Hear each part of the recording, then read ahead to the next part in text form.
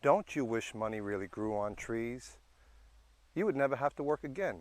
All you'd have to do is go into your backyard and grab as much money as you needed. I'm Manuel Rose, and I'm going to show you how money can grow on trees, on family trees.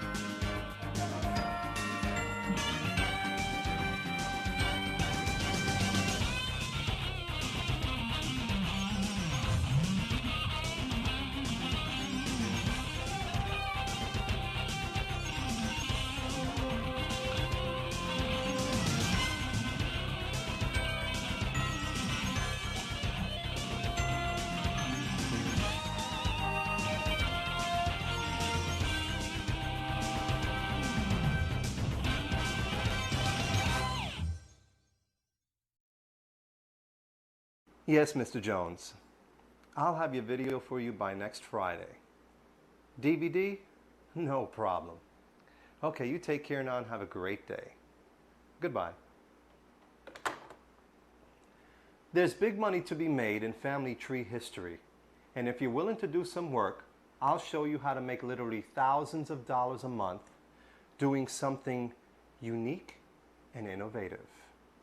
You'll be providing a much needed and wanted service to your clients.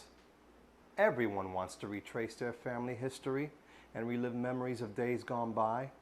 You'll be giving them that opportunity by creating a most memorable product, one that will be cherished for years and years to come.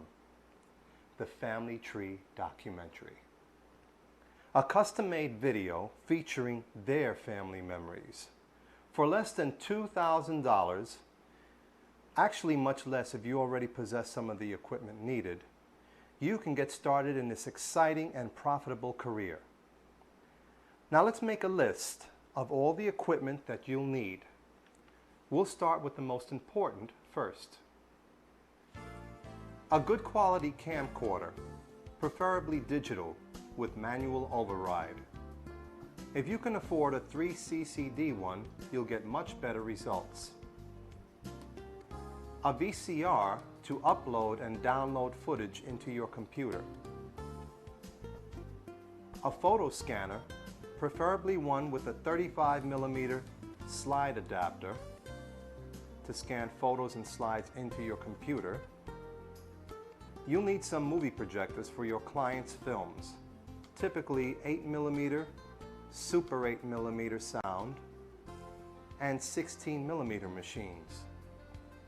You can find these machines in flea markets, antique shops, and garage sales. If you can't find these machines, ask your customer if he or she has a working one you can borrow. To transfer movie film to video, you'll also need a film to video converter, which can go in between the projector and camcorder. A pocket tape recorder and notepad for interviewing your clients. A video capture card and software for your computer so you can transfer your clients' home movies to it. If you don't know how to install the card into your computer, order a copy of our video titled Anyone Can Build or Upgrade Personal Computers. And last but certainly not least, a good computer to edit your client's family tree documentary. Make sure your computer is fast enough with lots of memory and hard disk drive space. Now that you've got all that fancy and expensive gear, I'm going to show you how to get your money back and make a handsome profit in return. This is a short sample of what a family tree documentary should look like. Remember, use this only as a guide. as your documentary may vary due to what type of materials your client gives you. Also, your family tree video should be much longer, at least 30 minutes long. This is the Rosebud family tree.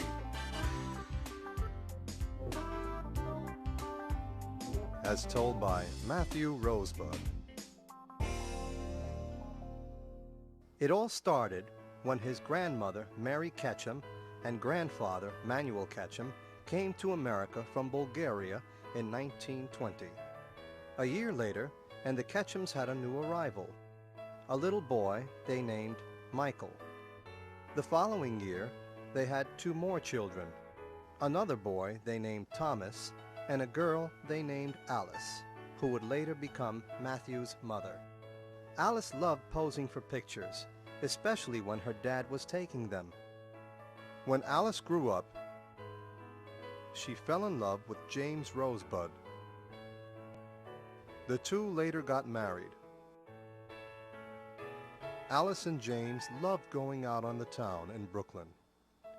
It was in 1960 when Alice and James had their one and only child. They named him Matthew. That same year, Alice lost her mother. In 1964, Alice and James separated due to irreconcilable differences. Alice and Matthew moved in with her father, Manuel, in New York.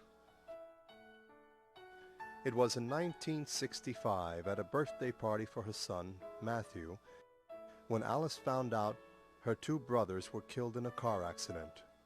She was devastated. Although it was hard, she knew she had to be strong for her son, Matthew. In 1971, Alice lost her father, Manuel. He had a heart attack. 1974 was the year Matthew got his first movie camera.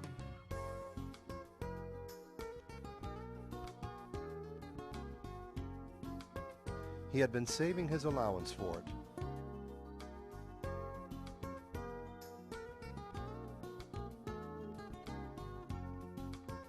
Matthew loved taking movies of everything.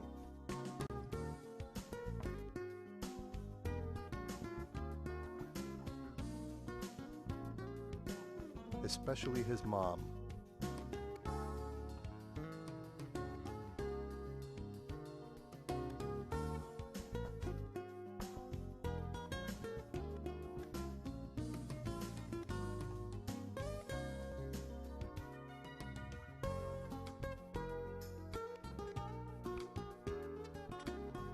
"1977 was the year Matthew graduated high school.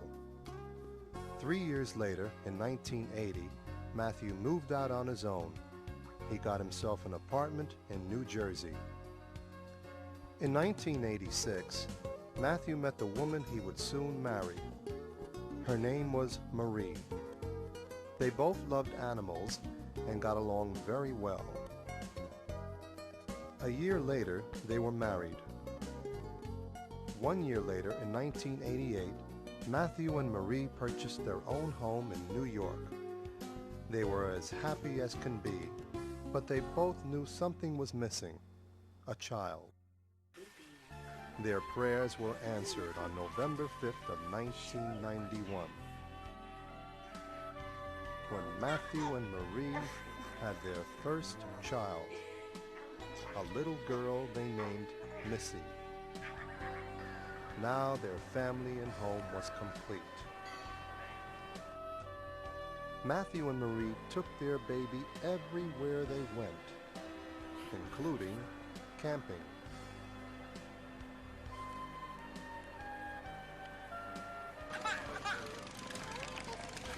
Oh, look at little Missy.